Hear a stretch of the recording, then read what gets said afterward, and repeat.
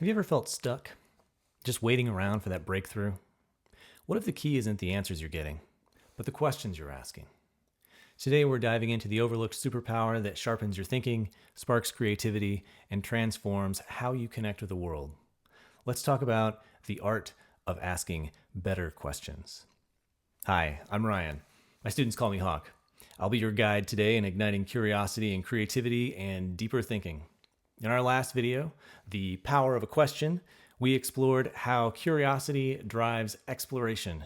If you missed it, check out the link, and it's foundational to today's topic, which is asking better questions.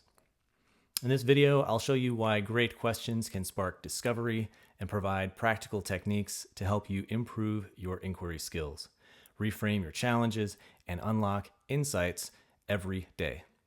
Whether you're exploring new ideas, tackling a challenge, or seeking deeper connections, curiosity is your guide. Let's dive in. All right, so first up, curiosity thrives on questions. Questions are the mechanism for curiosity. For example, if you're trying to learn something new, but you've never been motivated to actually learn it, say it's for your degree or for your job, you're probably just not asking good enough questions about it. So every major breakthrough begins with a good question, not an answer, right? That's why we ask them. Think about it. Newton asked, why did the apple fall? The Wright brothers asked how humans might fly. These questions weren't just informational. They were transformative for society.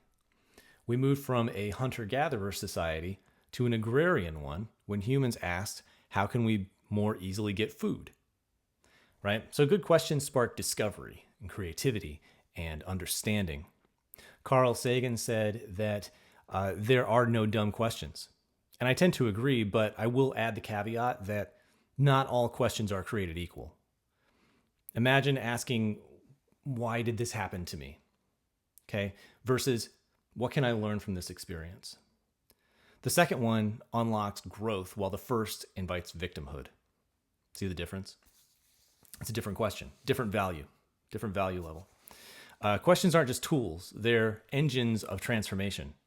When used thoughtfully, they can help us uncover blind spots, clarify values, and reveal possibilities we couldn't see before. So I've got a 3-step framework for asking great questions, right? And it starts with starting broad, narrowing it down, and then unlocking insight. So let's break those down a little bit. When you start broad, you begin with an expansive, open-ended question. All right, so questions to explore the possibilities. For example, if you're planning a trip, you don't start with where should I go, right? There's a lot of possible answers for that. Where should I go? And I'm sure a lot of people you ask would have an answer for you. All of that really depends on what kind of experience you want to have, right? So that's the question you should ask, right? What kind of experience do I want? Do I want an adventurous vacation? Do I want relaxation? Do I want discovery? Are you a history buff? Do you enjoy shopping? Or do you prefer to spend your time in nature? Right? Are you looking for thrills? Do you want to hit like an action park? Do you want to, or a theme park? Do you want to go bungee jumping? Is that your idea of a good time? If so, that's the kind of vacation you should ask, right? What kind of traveler are you? So when you use broad questions to frame your thinking without judgment, it keeps your answers, the possibilities, open. And that's what a lot of curiosity is about, is possibilities, right? So the second step is to narrow down. We've cast this broad question, and now we're going to narrow down, and where we zoom in on the priorities and the constraints in order to add clarity. A lot of people see constraints as a bad thing, but I don't necessarily see it that way. Constraints add structure and progress, right? I think of like a hose, right? In your backyard sprinkler. A hose constrains water in order to push it forward. It pushes the water forward through its constraints. Okay, so constraints are used for progress. When you add constraints to your questioning, it helps you get to the end goal of the question you're trying to answer. So once you know, let's go back to the vacation example. Once you know what you want from the trip, you can ask, given my budget and time constraints, What destinations fit my goals?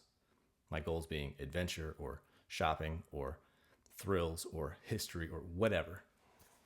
So this step then begins to eliminate overwhelm of all the possible potential possibilities and helps you focus in on your actionable next steps, right? It helps narrow it down into a focus.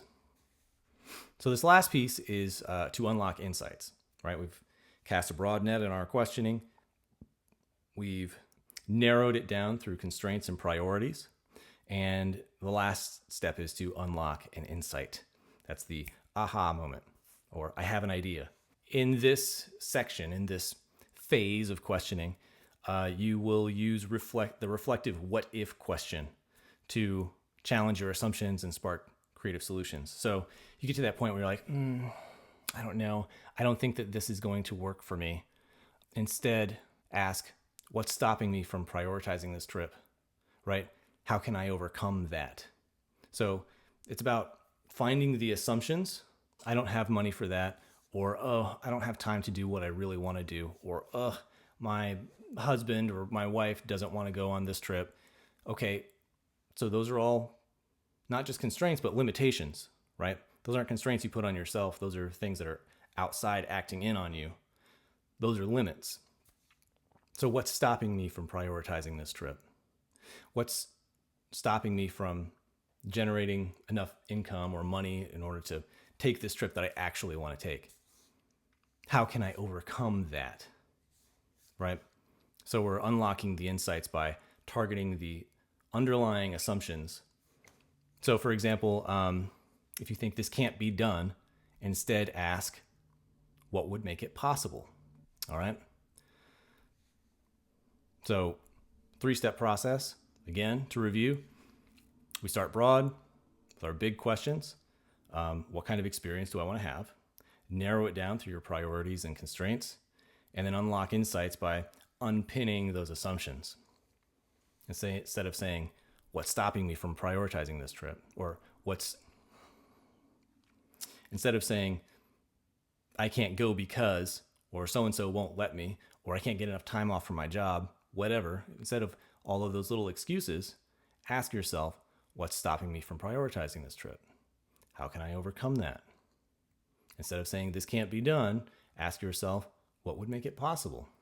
The last thing I want to talk about today is a few ways to practice better questions. All right, so 3 ways in particular, because improving your questioning is about intention and practice. And I wanted to give you 3 strategies to get you started today. Number 1 is simply to observe the world curiously, to approach the world with an air of curiosity.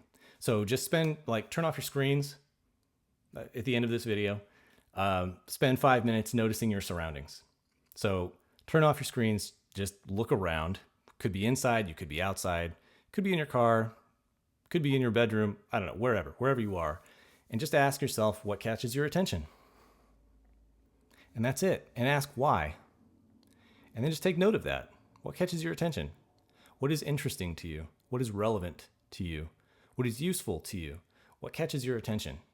Why does that catch your attention? And why do other things not catch your attention? Why is that thing that has got your focus, why is that a priority for you? If you want to go extra credit on this and go all out, I did this exercise when I was 16 where I wrote down 100 questions. I found this exercise in a book titled How to Think Like Leonardo da Vinci. It's written by Michael Gelb. And you try to do all 100 questions in one sitting. Just questions you have about the world, questions you have about yourself. It was a really eye-opening experience for me. And it was actually one of those turning points that unlocked curiosity for me. It's a really cool exercise. If you got time today, it takes a minute.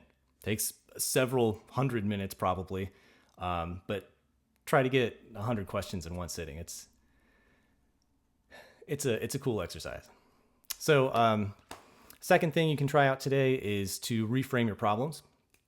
If you don't have time for 100 questions, if you don't have time for 5 questions, try to just reframe your problems, right? Take a challenge in your life and write some open-ended questions about it and see how that shifts your perspective, right? Try to avoid judgment in your questioning. We can talk about judgmental questions another time. The third thing you can do today is to Try to use questioning to engage with others, so to deepen your relationships or your understandings of other people. Next time you're in a conversation, try asking deeper questions like, once you jump through the hoops of, hi, how are you? How's your day? And, people go through that superficial conversational piece of like not really telling you how their day is, but they're just like, going through the motions of, oh, it was fine, blah, blah, blah. Went to the store, whatever. Once you sit down and like connect with somebody, try asking, what's inspiring you lately? Try it and ask yourself that, right? Like that's another one of those deep questions that really like turns something over for someone. And they're like, wow, I observed one of my close friends, Mr. Warden over at Rediscover Experience. He was interviewing a musician. In fact, I believe that podcast is going to air next week. And he asked that question, what's inspiring you? And just to watch the conversation unfold of what came out of that, it was really pithy. And it was like, I was just captivated in observing the conversation. I was on set, but I wasn't, in front of the camera. I was behind the camera and I was just like, wow, this is a really great conversation. So try it. What's inspiring you lately? Try answering it yourself and try asking it to someone else. Because, questions can help us connect, not just to ideas, but also to people and to ourselves. So curiosity is about stepping into the unknown. It's guided by the questions we ask. So practice asking better questions today and see where your curiosity takes you. If this video sparked an idea for you, please share it in the comments below. Please like, share, and subscribe. That goes a long way to helping the channel rise. This is my 3rd video ever. If you're ready to deepen your practice, you can visit my website at explore.mykajabi.com. I got a link in the description below. My website is called The Explorer's Edge because I love exploring ideas. So let me know what's one idea that you would love for me to explore, and we'll dig into it. Whether you're here for my free resources or want personalized guidance through coaching, I'm here to help. Keep asking great questions. It's how all great journeys begin. And if you missed my first video on curiosity, you can click up here to watch it now, or somewhere in one of these boxes things if I can figure out how to do an end screen. And thanks for joining. It's been a pleasure.